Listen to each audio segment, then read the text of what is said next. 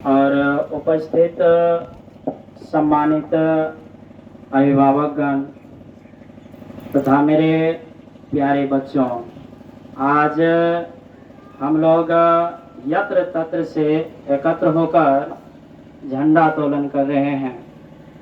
यह दिन बहुत ही स्वर्णिम दिन है। इसी दिन हम लोगों को आज़ादी मिली थी। जो अंग्रेज़ों के गुलामी के जंजीर में जकड़े हुए थे, 200 वर्षों तक अंग्रेज़ों गोरे सरकार ने हम भारतीयों पर शासन किया, जिससे हमारे अर्थव्यवस्था जो सोने की चिड़िया कहे जाने वाली भारत थी, उनको ध्वस्त किया गया। और इसे यह दिन को आज़ादी दिलाने के लिए कितने माँओं का गोद सुना हुआ, कितनी बहनें की सुहाग उजड़ गई और न जाने कितने बहनें से उनका भाई खोना पड़ा।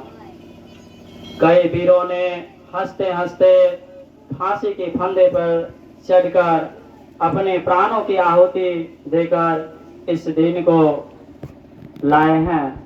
यह दिन 15 अगस्त का यह यादगार इसलिए है कि 1947 में प्रथम बार राष्ट्रीय ध्वज तिरंगा दिल्ली के लाल किले पर उस समय के राष्ट्रपति डॉक्टर राजेंद्र प्रसाद, जो हमारे प्रथम राष्ट्रपति थे हमारे बिहार के ही, और प्रथम प्रधानमंत्री पंडित जवाहरलाल नेहरू झंडा तोलन किए। और हर वर्ष उसी दिन से 15 अगस्त दिवस के रूप में मनाते हैं। बच्चा दिन हमें मुफ्त में नहीं मिली है, बहुत ही कठोर परिश्रम करना पड़ा हमारे देश के नौजवान देशभक्त, और तब जाकर यह स्वर्णिम दिन आया है। और आज हम लोग यह जो चैन की सांस ले रही हैं, और यह प्राइवेट हो या सरकारी हो, यानी सरकारी और गैर सरकारी, कहीं भी हम लोग अपना विद्या अध्ययन कर रहे हैं। लेकिन इतना छूट नहीं थी उस समय जब अंग्रेजों का शासन हमारे भारत की भूमि पे थी। पहले हमारे जो शिक्षा व्यवस्था था वह वैदिक कालिक शिक्षा व्यवस्था हमारे देश पर थे, और जब अंग्रेजों का शासन आया तो वह सबसे पहले हमारे शिक्षा व्यवस्था को ध्वस्त किया। क्योंकि जब लॉर्ड मैकाले हमारे देश पे आए थे, उन्होंने यहाँ के शिक्षा को देख करके वह एक चिट्ठी खत लिखी थी इंग्लैंड कि अगर हमें जिस तरह से अभी शासन भारत के भूमि पे चल रही है, इसी तरह शासन करने के लिए हमें यहाँ पे सबसे पहले यहाँ की शिक्षा व्यवस्था को ध्वस्त करना पड़ेगा।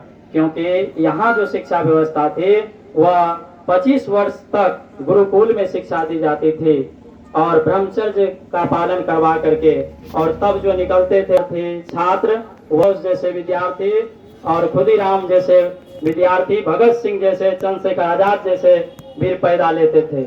लेकिन वह अंग्रेजों का एक नियम लाया हुआ, उन्होंने अपने जो उनका शिक्षा थी अंग्रेजी शिक्षा, उनको लागू किया। इससे जो है शिक्षा, अंग्रेजी शिक्षा मिलने से यहाँ के जो लोग हैं वह शरीर से तो भारतीय लेकिन मस्तिष्क से अंग्रेज, और तब जाकर हम लोग वहाँ शासन कर पाएंगे।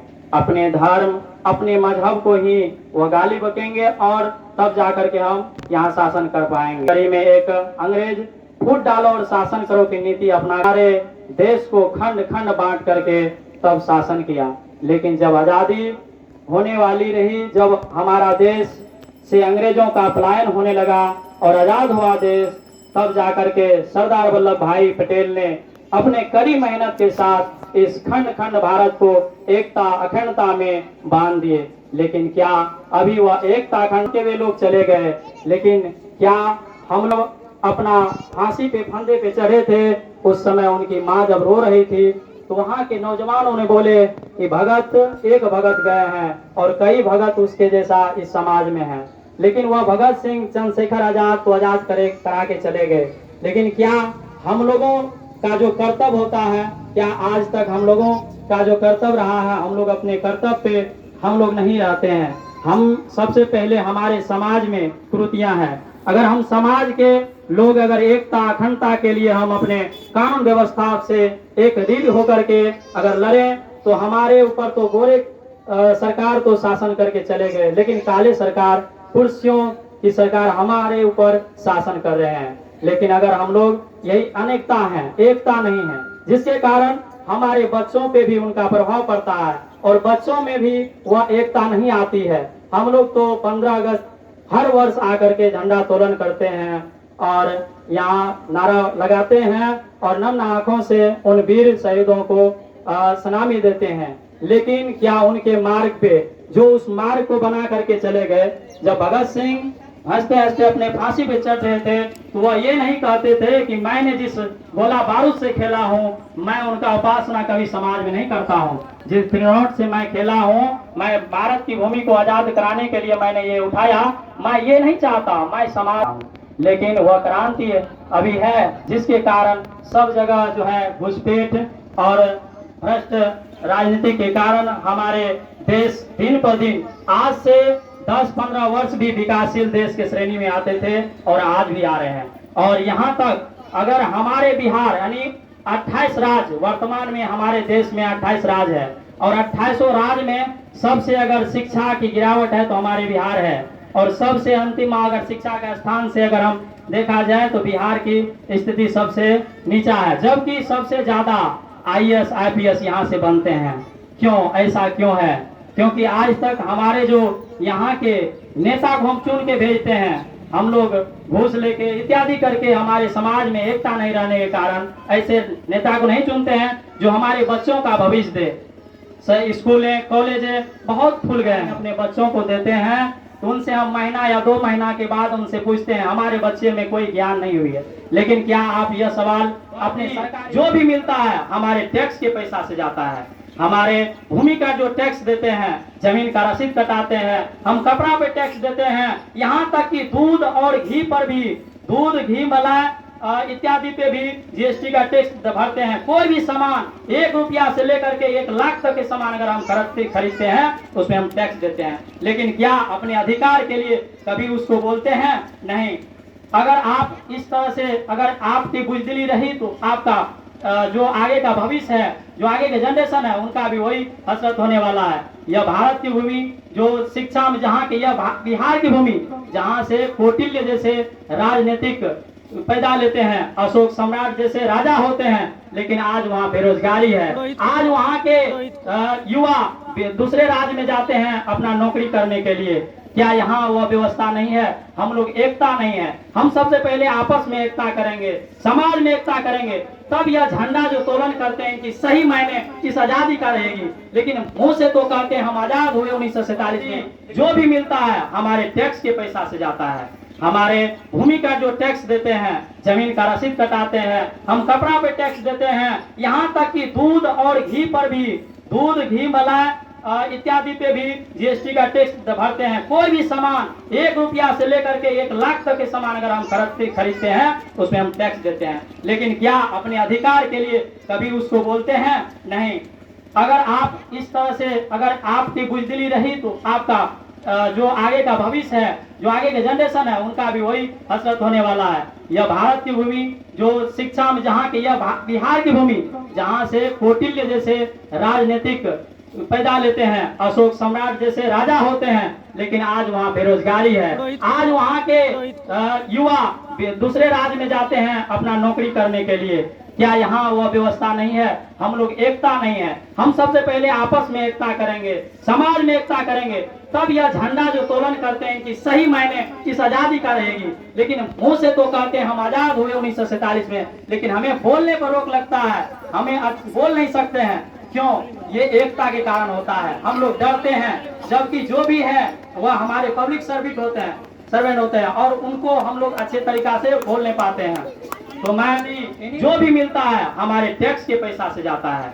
हमारे भूमि का जो टैक्स देते हैं, जमीन का रसीद कटाते हैं, हम कपड़ा पे टैक्स देते हैं, यहाँ तक कि दूध और घी पर भी, दूध घी मलाई इत्यादि पे भी जीएसटी का टैक्स भरते हैं। कोई भी सामान 1 रुपया से लेकर के 1 लाख तक के सामान अगर हम खरीदते हैं उसमें हम टैक्स देते हैं। लेकिन क्या अपने अधिकार के लिए कभी उसको बोलते हैं? नहीं। अगर आप इस तरह से अगर आपकी बुजदिली रही तो आपका जो आगे का भविष्य है, जो आगे के जनरेशन है, उनका भी वही हसरत होने वाला है। यह भारत की भूमि जो शिक्षा में जहाँ की, यह बिहार की भूमि जहाँ से कौटिल्य जैसे राजनीतिक पैदा लेते हैं, अशोक सम्राट जैसे राजा होते हैं, लेकिन आज वहाँ बेरोजगारी है। आज वहाँ के युवा दूसरे राज्य में जाते हैं अपना नौकरी करने के लिए।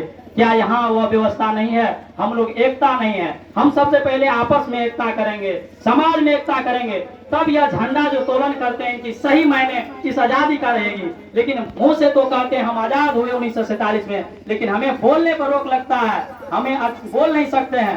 क्यों? ये एकता के कारण होता है। हम लोग डरते हैं, जबकि जो भी है वह हमारे पब्लिक सर्वेंट होते हैं और उनको जो भी मिलता है हमारे टैक्स के पैसा से जाता है। हमारे भूमि का जो टैक्स देते हैं, जमीन का रसीद कटाते हैं, हम कपड़ा पे टैक्स देते हैं, यहाँ तक कि दूध और घी पर भी, दूध, घी, मलाई इत्यादि पे भी जीएसटी का टैक्स भरते हैं। कोई भी सामान 1 रुपया से लेकर के 1 लाख तक के सामान अगर हम खरीदते हैं उसमें हम टैक्स देते हैं। लेकिन क्या अपने अधिकार के लिए कभी उसको बोलते हैं? नहीं। अगर आप इस तरह से अगर आपकी बुजदिली रही तो आपका जो आगे का भविष्य है, जो आगे के जनरेशन है, उनका भी वही हसरत होने वाला है। यह भारत की भूमि जो शिक्षा में जहाँ की, यह बिहार की भूमि जहाँ से कौटिल्य जैसे राजनीतिक पैदा लेते हैं, अशोक सम्राट जैसे राजा होते हैं, लेकिन आज वहाँ बेरोजगारी है। आज वहाँ के युवा दूसरे राज्य में जाते हैं अपना नौकरी करने के लिए। क्या यहाँ वह व्यवस्था नहीं है? हम लोग एकता नहीं है। हम सबसे पहले आपस में एकता करेंगे, समाज में एकता करेंगे, तब यह झंडा जो तोलन करते हैं कि सही मायने इस आजादी का रहेगी। लेकिन मुंह से तो कहते हैं हम आजाद हुए 1947 में, लेकिन हमें बोलने पर रोक लगता है, हमें बोल नहीं सकते हैं। क्यों? ये एकता के कारण होता है। हम लोग डरते हैं, जबकि जो भी है वह हमारे पब्लिक सर्वेंट होते हैं और उनको हम लोग अच्छे तरीका से बोल नहीं पाते हैं। तो मैं इन्हीं चंद शब्दों के साथ मैं अपनी वाणी को जो भी मिलता है हमारे टैक्स के पैसा से जाता है।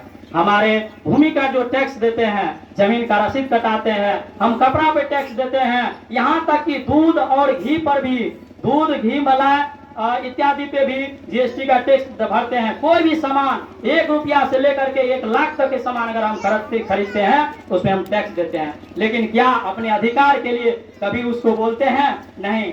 अगर आप इस तरह से अगर आपकी बुजदिली रही तो आपका जो आगे का भविष्य है, जो आगे के जनरेशन है, उनका भी वही हसरत होने वाला है। यह भारत की भूमि जो शिक्षा में जहाँ की, यह बिहार की भूमि जहाँ से कौटिल्य जैसे राजनीतिक पैदा लेते हैं, अशोक सम्राट जैसे राजा होते हैं, लेकिन आज वहाँ बेरोजगारी है। आज वहाँ के युवा दूसरे राज्य में जाते हैं अपना नौकरी करने के लिए।